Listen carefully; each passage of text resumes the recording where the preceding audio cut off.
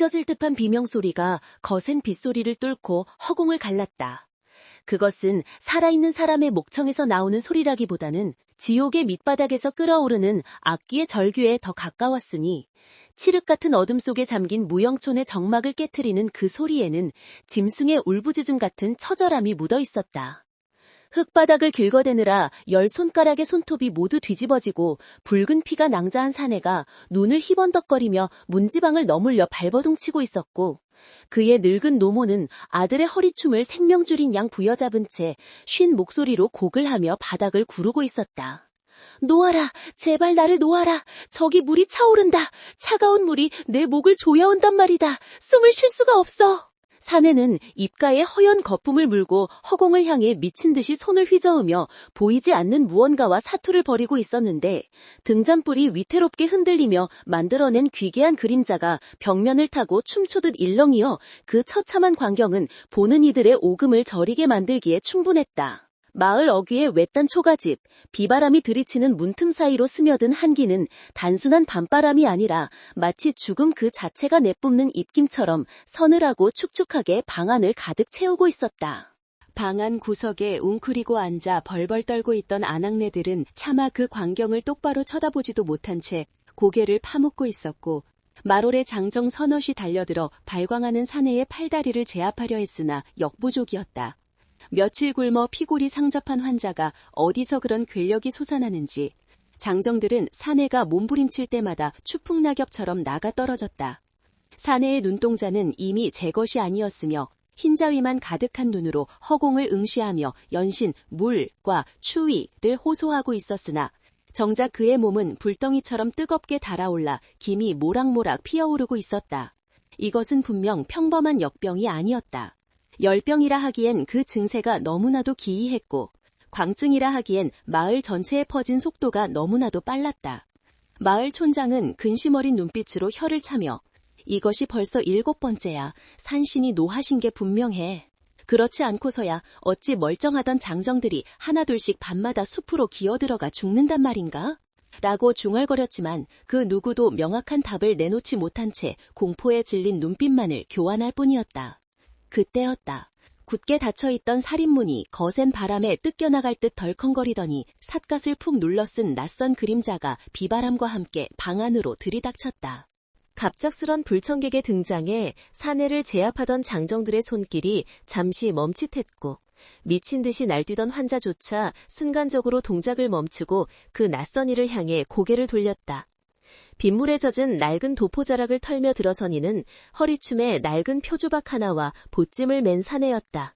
삿갓 아래로 드러난 그의 눈빛은 어둠 속에서도 형형하게 빛나고 있었는데, 그 눈은 방 안의 사람들을 훑어보는 것이 아니라 마치 공기 중에 떠다니는 보이지 않는 먼지나 기운을 좇는 듯 깊고 고요했다. 그가 바로 바람 따라 구름 따라 정처 없이 떠돈다는 의원 류운이었다. 촌장이 떨리는 목소리로 "뉘시오, 이 밤중에 어찌 남의 집에 함부로 들이닥치는 거요?" 라고 쏘아붙였으나 류운은 대답 대신 성큼성큼 환자에게 다가갔다. 류운의 몸에서는 빗물 냄새와 함께 은은한 약초향, 그리고 설명할 수 없는 서늘한 기운이 풍겨나왔다. 그는 발광하는 사내 앞에 무릎을 꿇고 앉아 제지하려는 장정들을 손짓 한 번으로 물러가게 했다. 그의 손짓에는 거부할 수 없는 위험이 서려 있어 촌장조차도 입을 다물고 그를 지켜볼 수밖에 없었다. 류우는 사내의 맥을 짚지 않았다. 보통의 의원이라면 을의 손목을 잡고 맥박을 확인했겠지만 그는 대신 사내의 미간과 명치 그리고 발바닥을 유심히 살폈다. 사내는 류온이 다가오자 마치 천적을 만난 짐승처럼 으르렁거리며 뒷걸음질 치려 했으나 류온이 나지막한 목소리로 "쉿! 조용히 하거라. 네가 춥다는 것을 안다.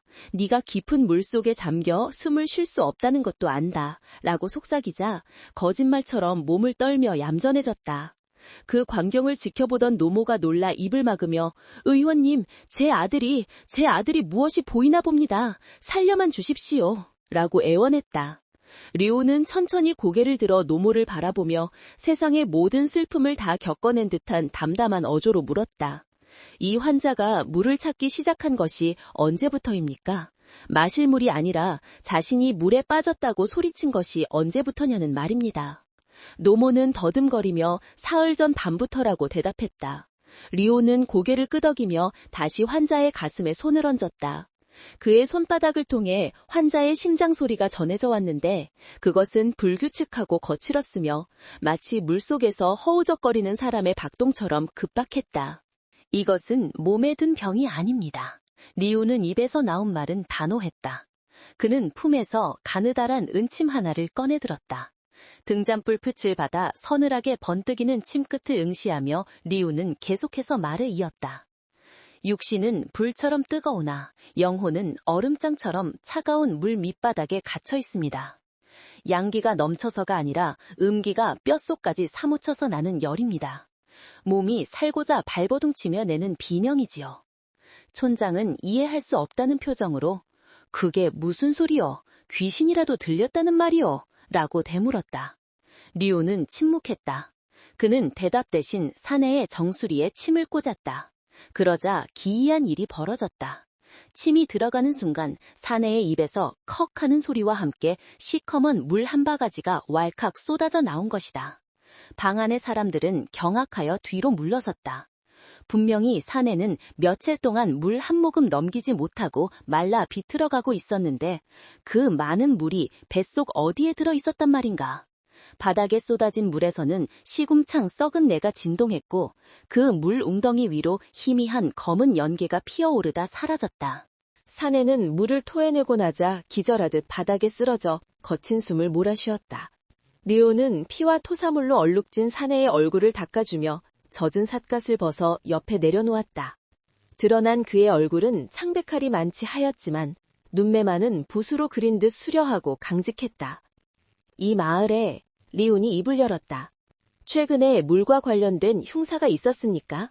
우물에 빠져 죽은 이나 장마에 떠내려간 시신을 수습하지 못한 일이 있었느냐 묻는 것입니다. 마을 사람들은 서로의 눈치를 살피며 웅성거렸다. 촌장의 얼굴이 흑빛으로 변하는 것을 리우는 놓치지 않았다. 무언가 감추고 있는 것이 분명했다. 이 산골 마을, 무영촌을 덮고 있는 이 기이한 역병은 하늘이 내린 벌이 아니라 인간이 만들어낸 죄업의 찌꺼김이 확실했다. 리오는 보쯤에서 낡은 서책과 몇 가지 말린 약초를 꺼내어 정리하며 오늘 밤은 이곳에서 묵어가겠다는 뜻을 비쳤다. 아무도 그를 거절할 수 없었다. 방금 눈앞에서 벌어진 기적 같은 혹은 요술 같은 광경에 압도되었기 때문이다. 밤이 깊어지자 빗줄기는 더욱 굵어졌다. 리우는 환자의 머리맡을 지키며 벽에 기대어 앉았다. 잠든 환자의 얼굴은 여전히 고통으로 일그러져 있었고 때때로 끙끙 앓는 소리를 내며 몸을 뒤척였다. 리오는 눈을 감고 빗소리에 집중했다. 빗소리 사이로 아주 희미하지만 분명하게 들려오는 또 다른 소리가 있었다. 그것은 여인의 울음소리 같기도 하고 젖은 옷자락이 바닥에 끌리는 소리 같기도 했다. 오랜만이구나. 이런 지독한 원한은. 리오는 속으로 뇌까렸다. 그는 전국의 산천을 떠돌며 수많은 병자를 보아왔다. 개 중에는 썩은 음식을 먹고 탈이 난 자도 있었고 늙고 병들어 자연의 품으로 돌아갈 때가 된 자도 있었지만 가장 치료하기 힘든 것은 바로 마음의 병, 원한이 서린 병이었다. 사람들은 그것을 귀신이 들렸다 하여 무당을 부르고 굿을 했으나 리오는 알았다. 귀신은 허상이 아니라 산자들의 죄책감과 죽은 자의 미련이 엉겨붙어 만들어낸 실체라는 것을. 그리고 그 매듭을 풀지 않으면 육신의 병은 결코 낫지 않는다는 것을. 새벽녘이 되자 비가 잦아들고 안개가 자욱하게 피어올랐다. 류우는 자리에서 일어나 밖으로 나갔다. 마을은 온통 젖어 있었고 눅눅한 공기 속에는 비릿한 흙냄새가 가득했다. 그는 마을 한가운데를 가로지르는 개천을 따라 걸음을 옮겼다. 물은 불어나 흙탕물이 되어 흐르고 있었지만 류온의 눈에는 그 물줄기의 흐름이 기이하게 비틀려 있는 것이 보였다. 마치 무언가가 물의 흐름을 거스르며 위쪽으로, 마을 위쪽의 큰 기와집을 향해 기어 올라가는 형상이었다. 그 기와집은 마을에서 가장 높고 으리으리한 담장이 높은 집이었다. 류는 직감적으로 그곳이 문제의 근원지임을 깨달았다. 그때 뒤에서 인기척이 느껴졌다. 돌아보니 촌장이 할쑥한 얼굴로 서 있었다. 의원님, 날이 밝는 대로 마을을 떠나주시오. 우리 마을 일은 우리가 알아서 할 테니. 촌장의 목소리에는 경계심과 두려움이 섞여 있었다. 류오는 덤덤하게 촌장을 응시하며 물었다. 무엇이 그리 두려우십니까? 저 사내를 살리고 싶지 않으십니까? 아니면 더 많은 사람들이 저 사내처럼 밤마다 물을 토하며 죽어가길 원하십니까? 촌장은 입술을 깨물며 시선을 피했다. 여기는 외지인이 끼어들 곳이 아니오. 최 대감마님께서 아시면 경을 칠 일이란 말이오. 그분은 이 마을의 주인이시자 법이오. 리우는 최 대감이라는 이름에 미간을 살짝 찌푸렸다. 권력과 재물이 있는 곳에는 언제나 어두운 그림자가 드리우기 마련이다. 그리고 그 그림자 속에 억울한 원언들이 숨어들기 좋은 습기가 차는 법이다. 법이라. 리우는 쓴웃음을 지었다. 산 사람의 법이 죽은 자의 원한을 다스릴 수 있다면 얼마나 좋겠습니까? 허나 제가 보기엔 이 마을의 진짜 주인은 최 대감이 아니라 지금 저 안개 속에 숨어 사람들의 목을 조르고 있는 그것입니다. 리온의 손가락이 안개 자욱한 숲을 가리켰다. 그 순간 멀리 숲속에서 까마귀 떼가 불길한 울음소리를 내며 날아올랐다. 촌장은 소스라치게 놀라며 뒷걸음질 쳤다. 리우는 촌장에게 한 걸음 다가서며 낮지만 힘있는 목소리로 말했다. 제가 떠나는 것은 어렵지 않으나 제가 떠나면 이 마을은 며칠 내로 초상집이 될 것입니다. 선택은 촌장님 몫입니다. 진실을 덮고 다 같이 죽을 것인지 아니면 환부를 도려내고 살 것인지. 그때 마을 위쪽 기와집 대문이 열리며 하인 복장을 한 사내가 다급하게 뛰어내려왔다. 그는 촌장을 발견하고 숨이 턱에 닿도록 달려와 맺혔다. 촌장님, 큰일 났습니다. 도련님께서, 최 대감마님 댁 도련님께서 갑자기 쓰러지셨습니다. 입에 거품을 물고 헛소리를 하시는데 마을 아래의 김서방네 아들놈과 증세가 똑같습니다요. 촌장의 얼굴이 백지장처럼 하얗게 질렸다. 마침내 올 것이 온 것이다. 마을의 가장 낮은 곳에 사는 이와 가장 높은 곳에 사는 이가 똑같은 병에 걸렸다는 것. 이것은 역병이 신분을 가리지 않음을 의미하는 동시에 이 저주가 마을 전체를 집어삼킬 준비를 마쳤다는 신호였다. 하인은 류온을 힐끔거리며 이분은 뉘십니까? 라고 물었으나 촌장은 대답할 겨를도 없이 류온을 바라보았다. 촌장의 눈빛이 애원에서 절박함으로 바뀌어 있었다. 류온은 말없이 보찜을 다짐했다. 그의 눈은 이미 기와집 넘어 검은 기운이 소용돌이치고 있는 하늘을 향해 있었다. 이제 본격적인 싸움이 시작될 터였다. 보이지 않는 칼날과 보이지 않는 원한의 싸움이. 류오는 젖은 땅을 밟으며 천천히 그러나 망설임 없이 언덕 위를 향해 걸음을 옮겼다. 그의 발자국마다 고여있던 빗물이 튀어올랐으나 그의 옷자락은 더 이상 젖지 않는 듯했다. 마치 그가 걷는 길만이 이 혼돈 속에서 유일하게 선명한 길인 것처럼. 최대감의 저택은 마을을 굽어보는 언덕 위에 거대한 짐승처럼 웅크리고 있었다. 높게 쌓아 올린 담장은 성벽처럼 견고했고 소슬대문은 위압적으로 입을 벌이고 있었으나 류운의 눈에 비친 그 집은 화려한 권세의 상징이 아니라 거대한 무덤 그 자체였다.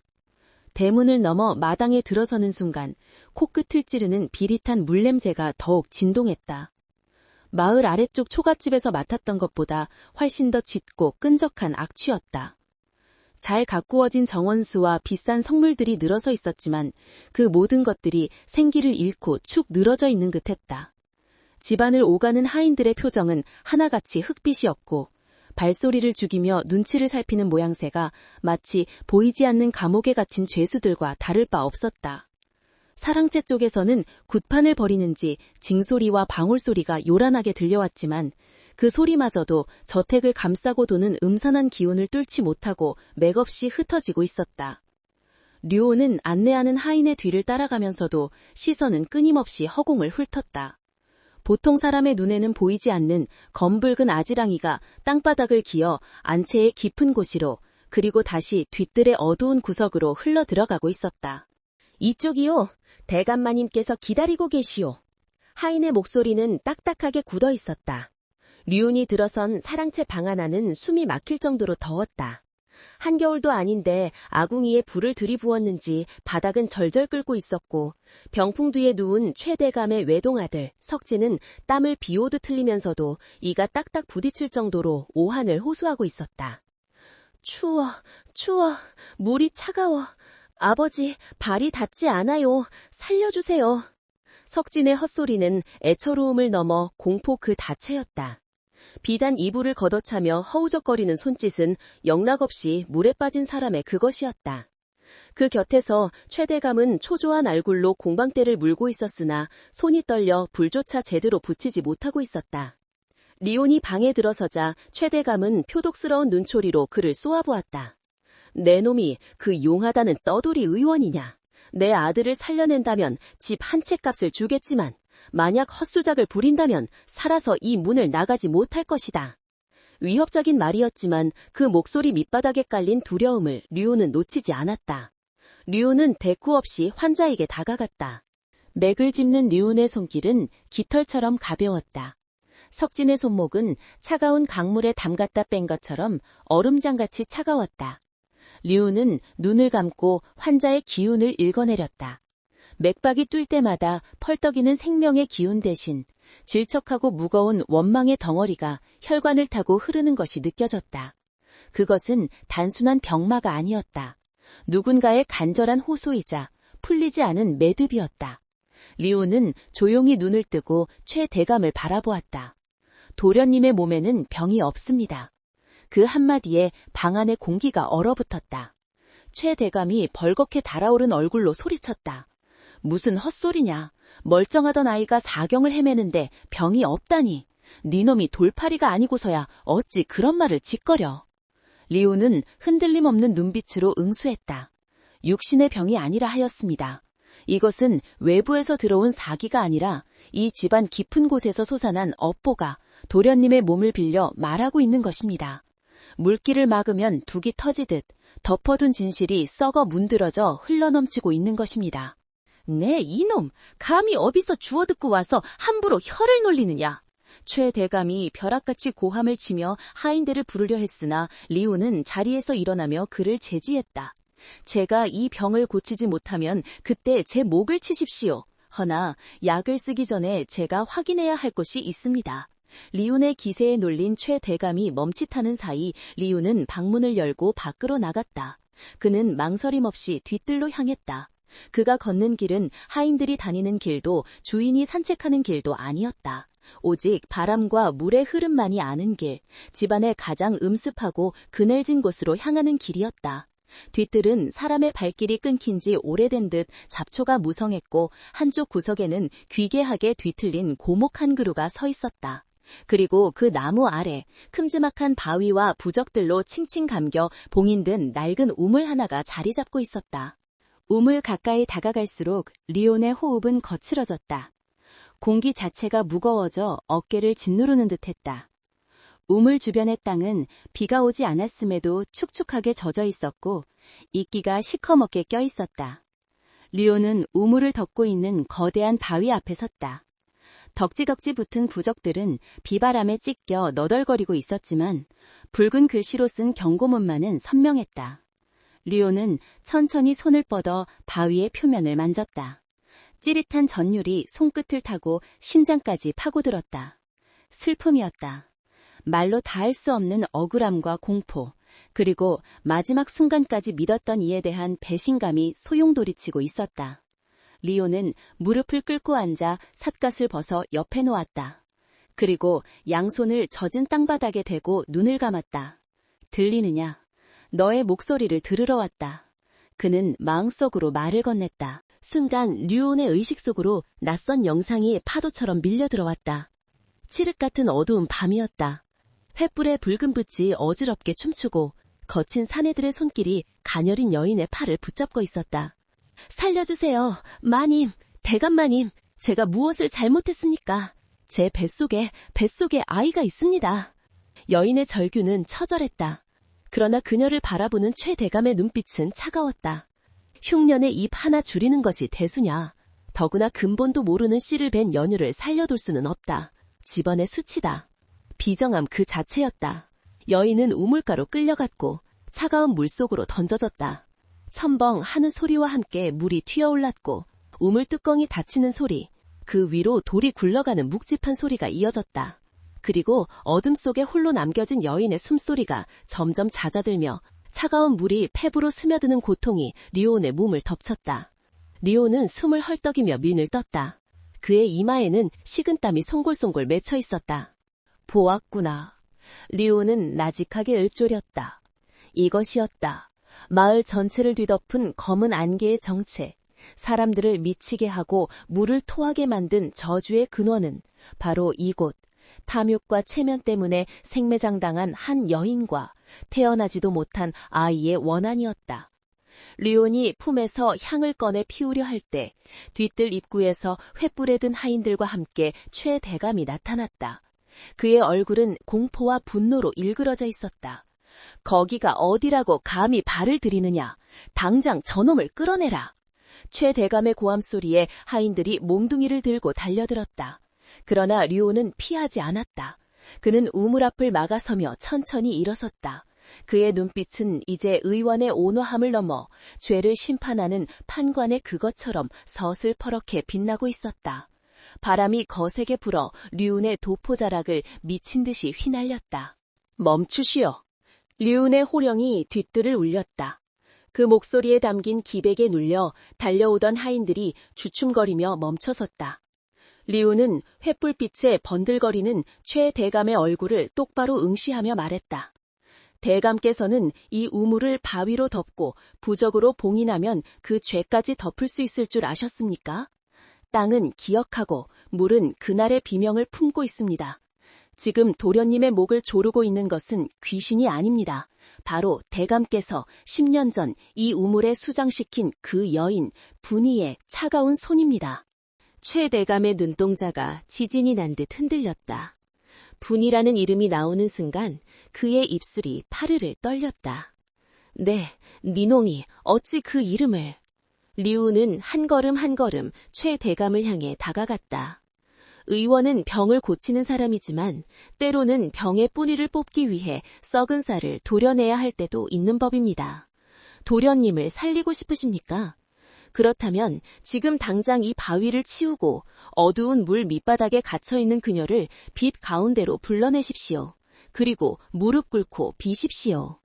당신의 아들이 살기를 바라는 그 간절한 마음으로 당신이 죽인 그 여인에게 용서를 구하십시오. 분위기는 팽팽하게 당겨진 활시위 같았다. 하인들은 최 대감과 류운을 번갈아 보며 어쩔 줄 몰라 했고, 최 대감은 수치심과 분노 그리고 부정할 수 없는 진실 앞에서 불그락 푸르락하고 있었다. 그때였다. 사랑채 쪽에서 찢어지는 듯한 비명소리가 다시 들려왔다. 물이 들어온다. 살려줘. 아들의 비명이었다. 그 소리는 최 대감의 마지막 자존심을 무너뜨리는 결정타였다. 류우는 최 대감의 눈앞까지 다가가 나직하지만 단호하게 쐐기를 박았다. 시간이 없습니다. 오늘 밤을 넘기면 대감의 아들은 영원히 저 우물 속 여인과 함께하게 될 것입니다. 선택하십시오. 체면입니까? 아니면 아들의 목숨입니까? 밤하늘에는 먹구름이 소용돌이치며 달빛을 완전히 가려버렸고 우물가에 서 있는 고목나무가 기괴한 소리를 내며 흔들렸다. 마치 땅속 깊은 곳에서 누군가가 문을 두드리는 소리처럼 쿵, 쿵 거리는 진동이 뒤뜰 전체로 퍼져나가기 시작했다. 리우는 옷깃을 여미며 최 대감의 대답을 기다렸다. 그의 손에는 이미 침통 대신 죽은 자의 넋을 달래기 위한 하얀 지전이 들려 있었다. 이제 숨바꼭질은 끝났다. 진실을 마주해야 할 시간이었다. 육중한 바위가 비명을 지르며 밀려났다. 장정 10여 명이 달려들어 밧줄을 당기고 지렛대를 썼음에도 꿈쩍하지 않던 바위는 류운이 다가가 그 위에 얹힌 낡은 부적을 떼어내고 나직이 주문을 외자 거짓말처럼 흔들리기 시작했다. 돌과 돌이 맞물려 갈리는 소리가 천둥소리처럼 뒷뜰을 울렸고 마침내 우물의 입구가 그 시커먼 아가리를 드러내는 순간 지옥의 밑바닥에서 올라온 듯한 냉기가 맹렬한 기세로 솟구쳐 올랐다. 횃불이 일제히 꺼질 듯 펄럭였고 하인들은 공포에 질려 뒷걸음질 쳤다. 우물 안에서는 물소리가 아니라 수천 명의 여인이 동시에 흐느끼는 듯한 귀괴한 바람소리가 휘몰아치고 있었다. 그 바람은 단순히 사르르는 차가움이 아니라 뼛속 깊은 곳에 숨겨둔 죄책감을 끄집어내는 서늘한 손길과도 같았다. 류우는 그 앞에 버티고 서서 옷자락을 휘날리며 우물 속의 어둠을 응시했다. 오래 기다리셨습니다. 이제 나오십시오. 갇혀있던 물은 흘러야 하고 맺힌 한은 풀어야 하지 않겠습니까? 그의 목소리는 바람소리에 묻히지 않고 또렷하게 우물 속으로 파고들었다. 최대감은 사시나무 떨듯 몸을 떨며 그 광경을 지켜보고 있었다. 이미 그의 얼굴에서는 거만한 기색이 사라진 지 오래였고 눈동자는 초점을 잃고 흔들리고 있었다. 그때 사랑채에서 하인들의 등에 엎여 나온 아들 석진이 우물가에 도착했다. 석진의 몰골은 처참했다. 온몸이 물에 부른 시체처럼 퉁퉁 부어 있었고 입에서는 끊임없이 흙탕물을 개워내고 있었다. 석진은 우물을 보자마자 발작하듯 몸을 비틀며 괴성을 질렀다.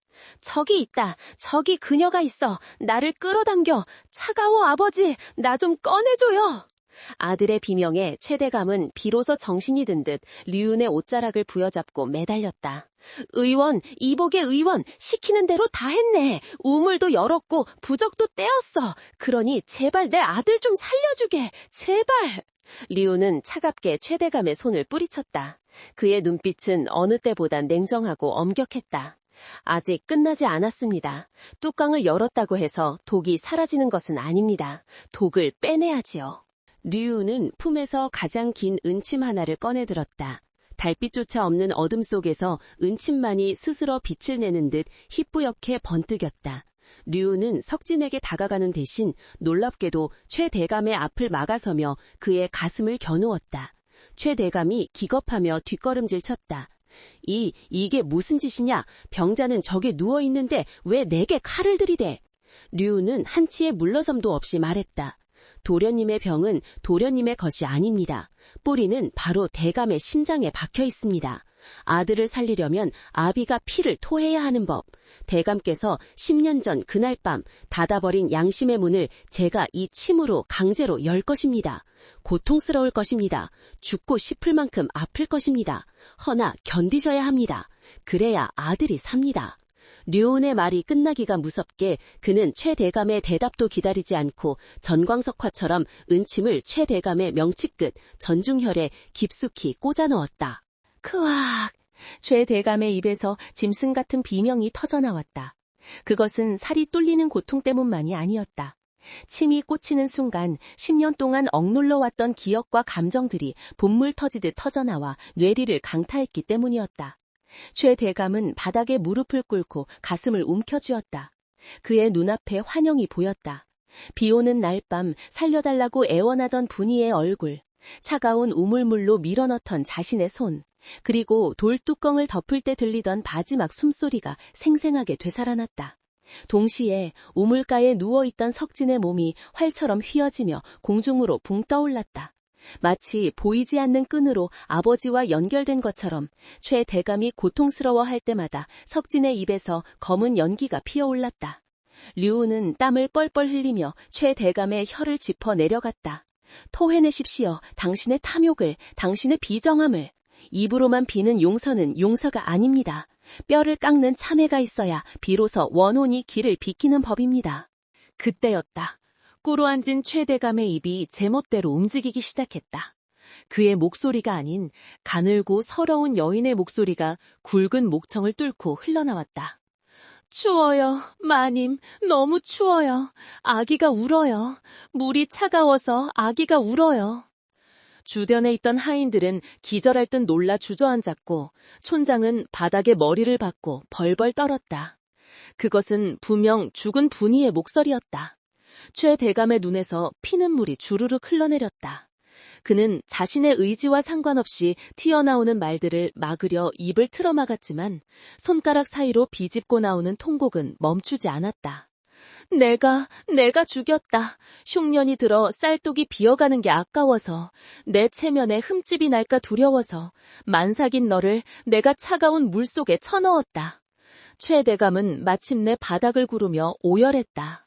그의 오열은 단순한 슬픔이 아니라 영원히 찢겨나가는 듯한 처절한 자백이었다. 우물 속에서 소용돌이 치던 검은 안개가 최 대감의 자백과 함께 더욱 격렬하게 요동쳤다.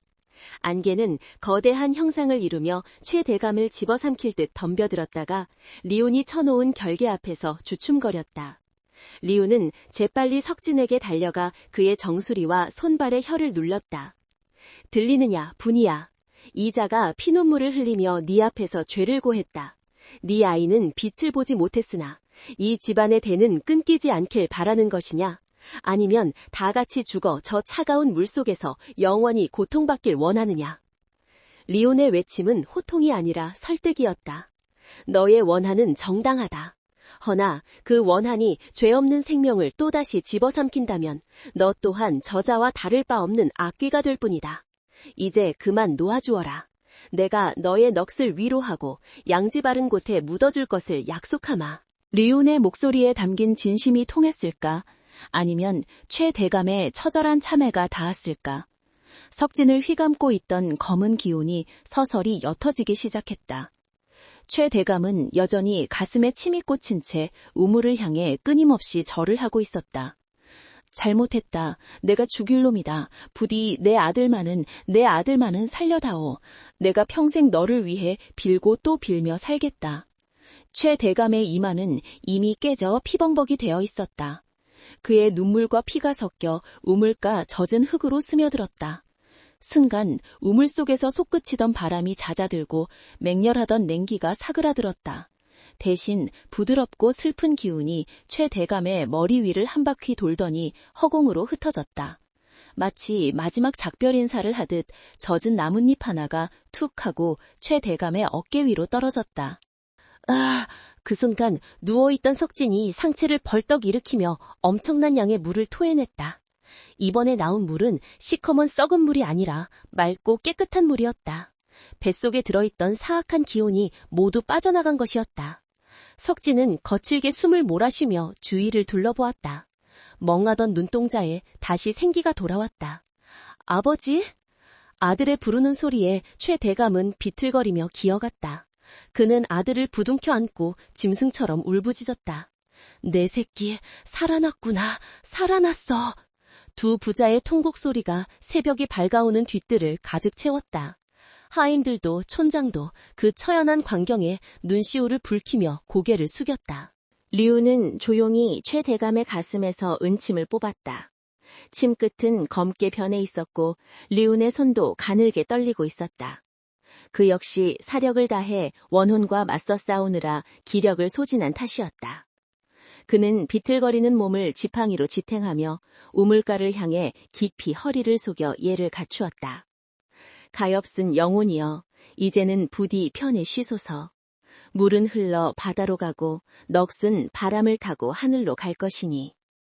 류의 눈가는 젖어 있었다. 그는 알고 있었다. 오늘 밤 살아남은 것은 최대감의 아들이지만 진정으로 구원받은 것은 죄책감이라는 감옥에 갇혀있던 최대감 자신이었다는 것을. 그리고 그 구원의 대가는 한 여인의 서러운 용서였다는 것을. 동이 트기 시작했다. 멀리 산등성이 너머로 붉은 해가 떠오르며 밤새 마을을 뒤덮고 있던 짙은 안개를 걷어내고 있었다. 햇살이 비치자 우물가에 서 있던 기괴한 고목나무도 음산하던 저택의 기와도 평범한 아침 풍경으로 돌아왔다. 그러나 그 자리에 있던 사람들의 마음속 풍경은 어제와는 완전히 달라져 있었다. 류는 보찜을 챙겨들었다. 아직 할 일이 남아 있었다. 저 우물 속에 잠든 뼈를 수습하여 양지 바른 곳에 묻어주는 일. 그것이 의원으로서 그리고 산자로서 죽은 자에게 해야 할 마지막 도리였다. 그는 조용히 하인들에게 지시를 내리기 시작했다. 그의 목소리는 지쳐 있었지만 그 어느 때보다 따뜻하고 평온했다.